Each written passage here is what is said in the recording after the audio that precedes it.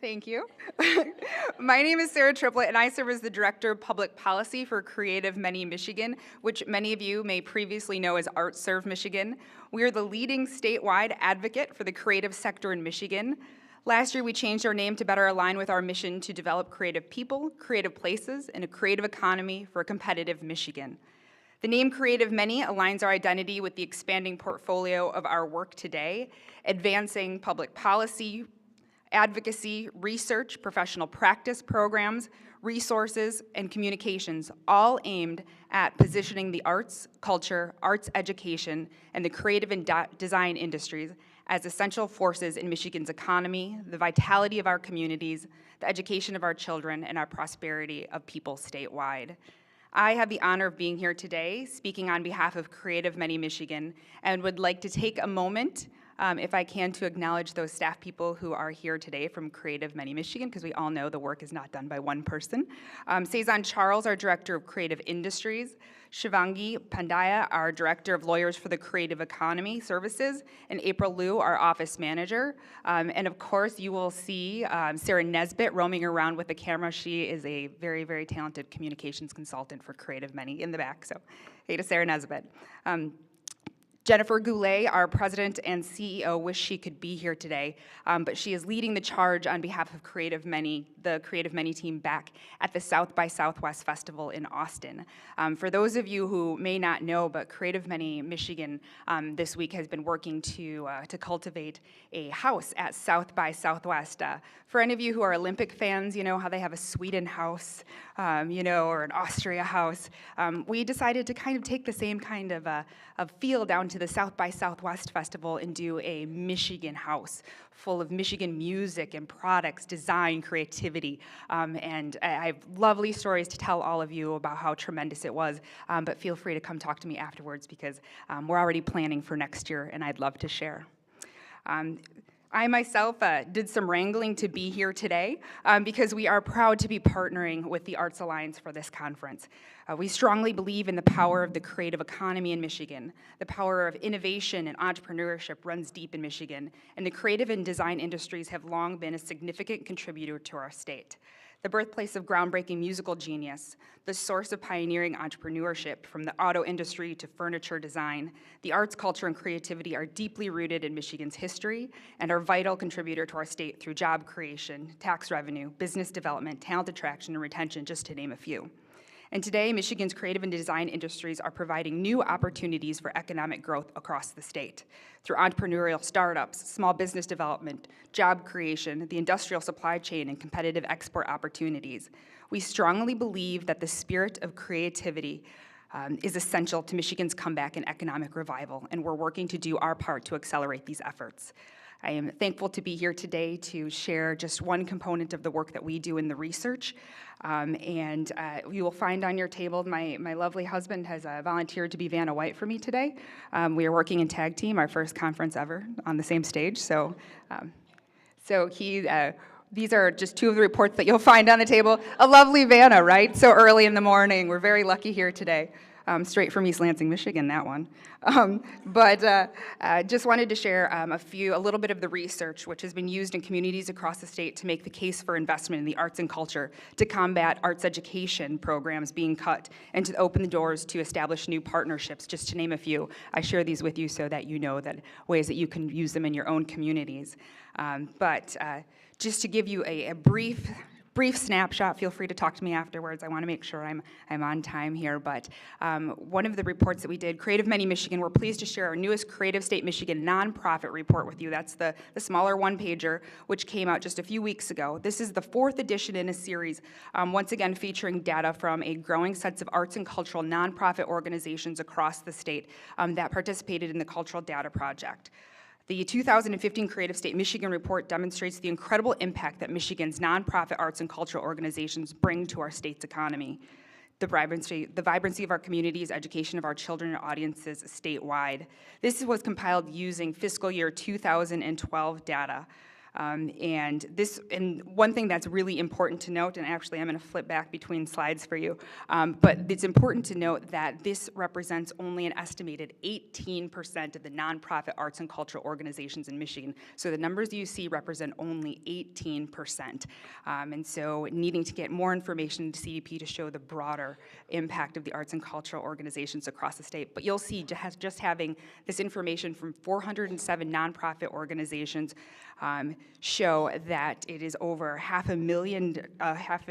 $595 million, so almost $500 million in expenditures in spending in the state. It's $199.6 million in salaries. That's over 25,900 jobs in the state, and that's contributing $15 million in payroll taxes to our state. Almost 3 million school children experienced arts and cultural venues and events, and that includes over almost 25,000 youth and school group visits. And this is at a time that we all know that arts education programs are being cut across our state. So it's essential to be able to provide these opportunities to children. This is one of my favorite statistics, that nonprofit arts and cultural organizations welcomed more than 25 million visitors to arts and cultural institutions across the state of Michigan from those 18%. So we know this number is really small compared to the real number. And that's enough to fill Comerica Park 618 times. 68% of those visits were absolutely free. An important thing to note is that as we talk about Michigan and pure Michigan tourism, that the fact that nearly $2.5 billion in our state in 2012 was spent on arts and cultural tourism. So arts and cultural tourism, it's $2.5 billion. That is more than golfing, boating, hunting, hiking, fishing, and sporting events combined. That's right. This information has been used to make the case to lawmakers. It's positioned us to be able to speak directly to lawmakers in a way that really wasn't available to us at a time when funding for the state, specifically through the Michigan Arts and the MCACA, the Michigan Council for Arts and Cultural Affairs, was at an all-time low of $2.56 million at a time when it was over $26 million annually. It was drastically cut. At that low time, we needed a way to be able to speak the language of lawmakers, and this has been instrumental to get us to a point where we actually have funding for the council at it's at $10.15 million in fiscal year 2016. So we know that this information is working. Thank you. So as a part of this, we knew, that the information was vital, but that with we knew we were only telling part of the story, that yes, nonprofit arts and cultural organizations really are the heart of the work that we do, but that there's a broader creative sector. And with the aim of cultivating growth opportunities for Michigan's creative economy, both the for-profit and nonprofit, in spring 2013, Creative Many embarked on a new research project in partnership with the Creative Corridor Center and Data Driven Detroit to comprehensively define and measure the influence of the creative and design industries to Michigan's economy and in key regions.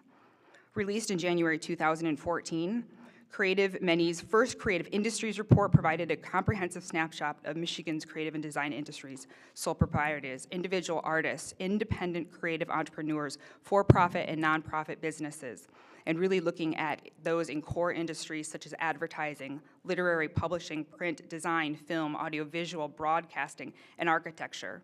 And what we found was that in 2011, the creative industries put nearly 75,000 people to work in 9,758 businesses in Michigan.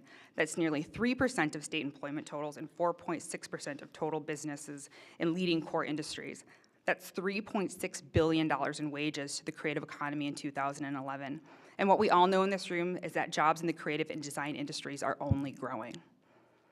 As a part of the next stage of our work, and then the last thing that I'm going to leave you with today is that we are pleased to share that the Creative Many has been awarded a grant funds from the U.S. Economic Development Administration through its local technical assistance program to conduct a second phase of comprehensive research, analysis, and reporting on the extent, composition, and contributions of Michigan's creative and design industries statewide and in key regions, including Detroit, Ann Arbor, Flint, and Grand Rapids.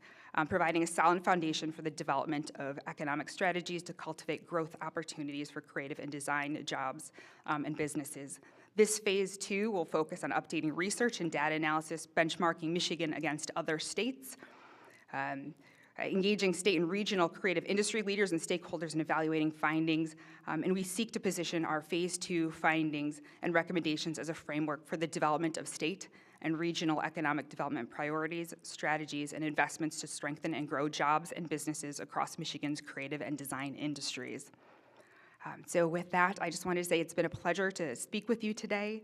We look forward to working together to position the arts, culture, and creativity to inspire, change lives, transform communities, fuel the economy, and position our state and its people for growth and prosperity into the future. So thank you.